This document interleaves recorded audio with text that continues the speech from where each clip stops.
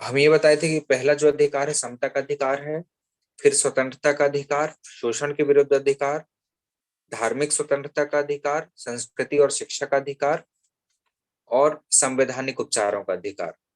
सबसे पहले देखते हैं हम समता का अधिकार। इसमें हमने बता दिया था कि किन किन चीजों की स्वतंत्रता है ना। शोषण के विरुद्ध अधिकार भी बता दिए थे, और धार्मिक स्वतंत्रता का अधिकार भी हमने पढ़ लिया था। और इसके अलावा आर्टिकल 29 और 30 में ये अल्पसंख्यक वर्गों के हितों का संरक्षण, नागरिकों को अपनी संस्कृति सुरक्षित रखने, भाषा या लिपि बचाए रखने का अधिकार, शिक्षा संस्थाओं की स्थापना और प्रशासन करने का अल्पसंख्यक वर्गों के अधिकार को हमने समझा था।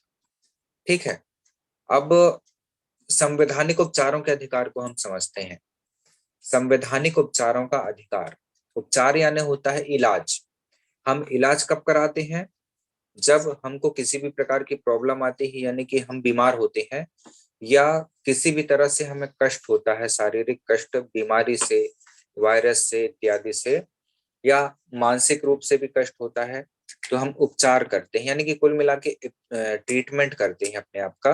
तो जब हमारे संवैधानिक अधिकार यानी कि जो मौलिक अधिकार होते हैं उनका हनन होता है, कोई इनको छीनने का प्रयास करता है, दुष्प्रयास करता है, या हमें ऐसा लगता है कि हमारे अधिकारों का हनन होने वाला है, या हो रहा है, या हुआ है, तो हम इसके लिए न्यायपालिका की शरण में जा सकते हैं, यानी कि उच्च न्यायालय की शरण में जा सकते हैं और उच्चतम न्यायालय की शरण में भी जा सकते हैं।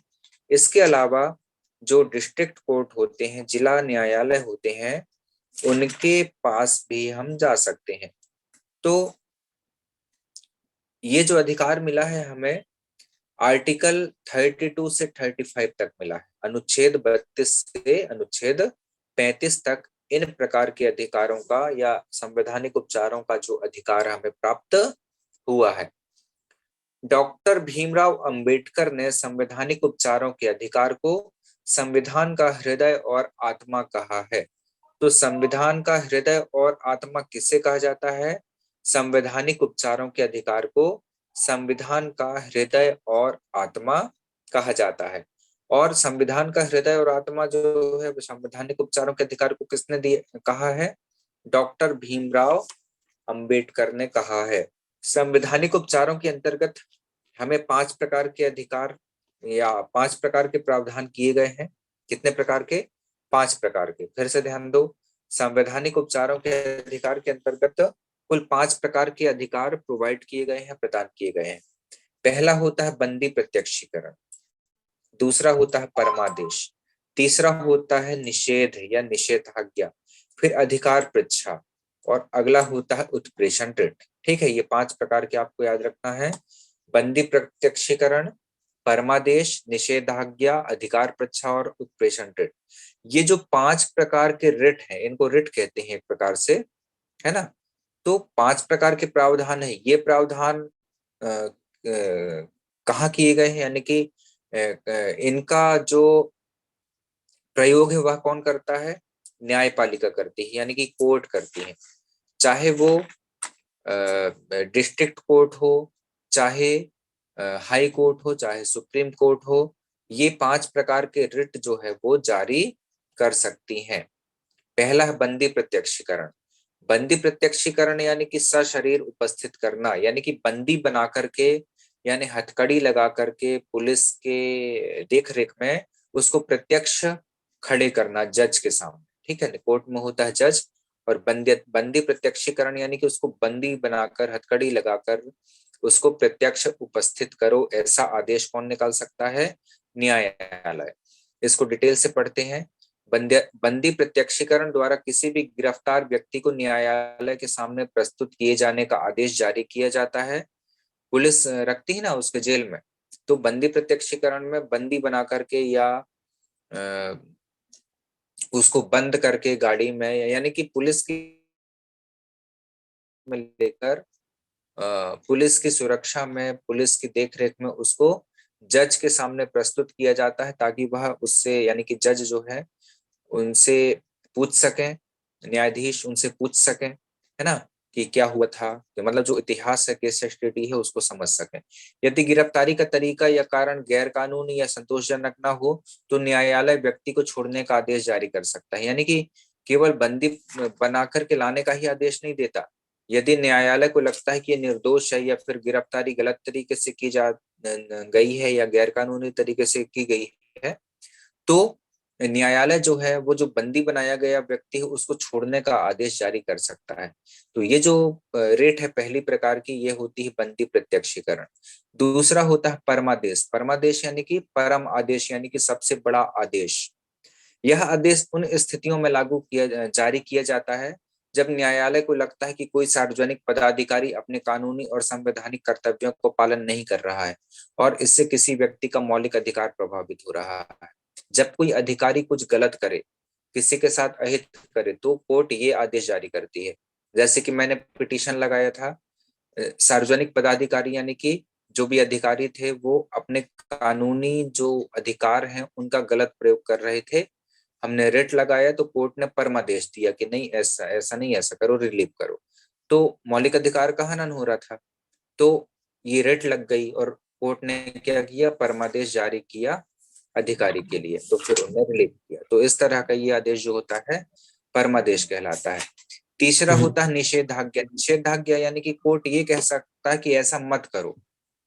ठीक है, जैसे कि मान लो कोरोना के समय मान लो सरकार चाहती, शासन चाहती कि ऐसा नहीं, ऐसा करें, तो कोर्ट जो है स्वास्थ्य की रक्षा के लिए सरकार को कह सकता था, या कह सकती थी कोर्ट कि आप ऐसा मत करो। मतलब कुल मिलाकर शासन को या किसी व्यक्ति को निषेधाज्ञा देती है, यानी कि मत करो, मनाही का आदेश इस रिट के द्वारा देती है ना। या फिर दूसरी चीज ये है कि हाई कोर्ट से नीचे की अदालत या सुप्रीम कोर्ट से नीचे की अदालत कुछ कर देती है, कुछ नियम या कुछ नियमों की गलत व्याख्या करके कोई आदेश जारी करती है, तो कुछ ऊपरी अदालत इसको अवैध ठहरा सकती है। ठीक है, जैसे कि मान लो, आवाज नहीं करो, म्यूट कर लो, म्यूट कर लो, सब म्यूट करो। अधिकार परीक्षा में क्या होता है, कोर्ट ये पूछ सकता है कि आपने किस अधिकार से ये किया। किस अधिकार से ये किया मतलब, जैसे कोई अधिकारी है या कोई व्यक्ति गलत काम कर लेता है, या कोई कोई भी, जैसे है ना, व्यक्ति, अधिकारी, लोक सेवक, जैसे कोई गलत चीज कर देता है, अपने अधिकार का गलत प्रयोग करता है, तो न्यायालय उससे ये पूछ सकता है कि आपने किस अधिकार से ये किया, या किस अधिकार से आपने ये किया।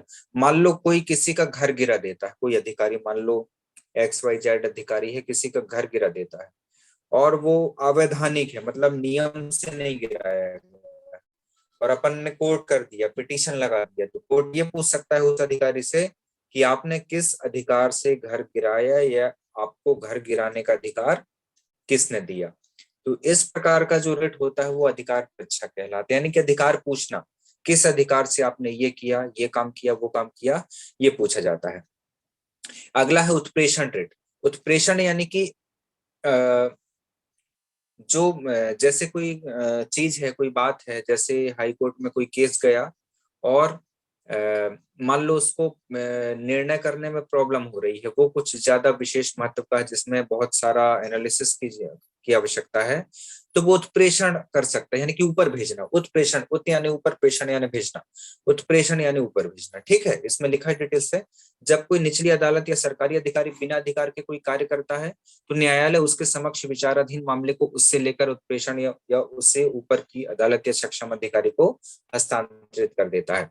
इसका दूसरा मतलब ये है कि जैसे कोई सरकारी अधिकारी कुछ काम कर रहा है, कोई नियम विरुद्ध काम कर रहा है, तो कोर्ट उसको अपने पास, वो फाइल अपने पास बुला लेती है कि आप ये जो है, हमें इसमें सही नहीं लग रहा है आप जो कर रहे हैं, इसलिए वो फाइल हमारे पास भेजो, हम इसमें निर्णय करेंगे कि क्या होना चाहिए और क्या नहीं होना चाहिए।